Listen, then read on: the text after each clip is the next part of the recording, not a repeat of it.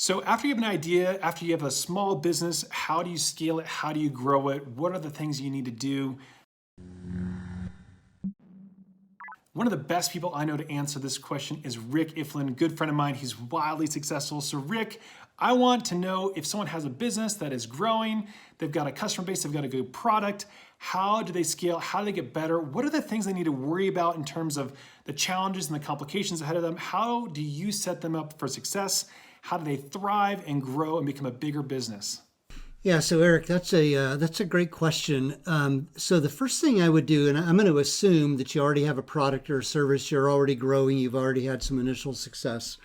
So the first thing I would do is really simplify, and by that I mean, is this purely a matter of really great execution, which is going to lead to future success, or is there something that you need to protect?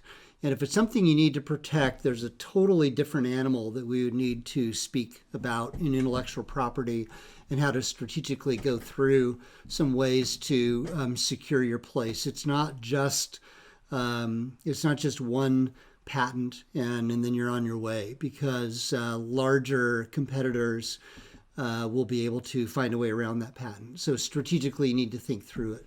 So I'm going to assume that it's an execution play, which is really where most startups land. If it's an execution play, my encouragement would be habitually pursue excellence, not outcomes. If you habitually pursue excellence, the outcome will be something that's very favorable. You won't have to worry about people flocking to you or money flocking to you.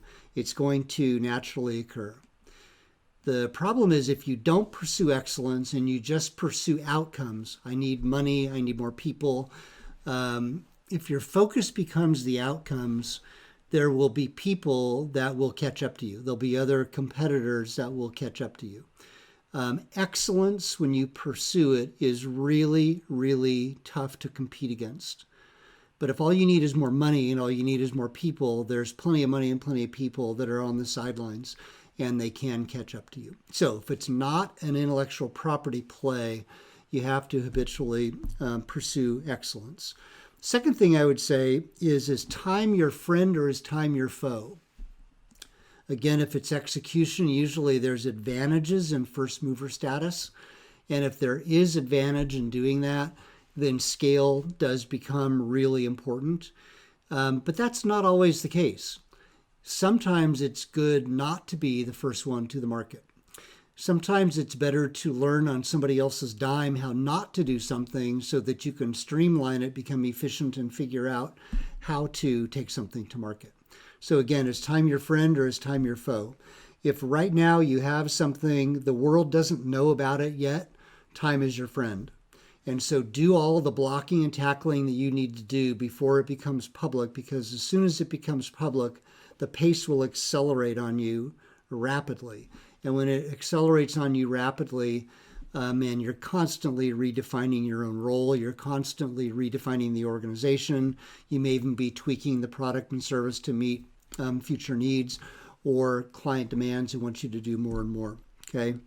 And the third thing to remember really is that a great idea that is only executed in an average way almost never sees the light of day 5 to 7 years down the road.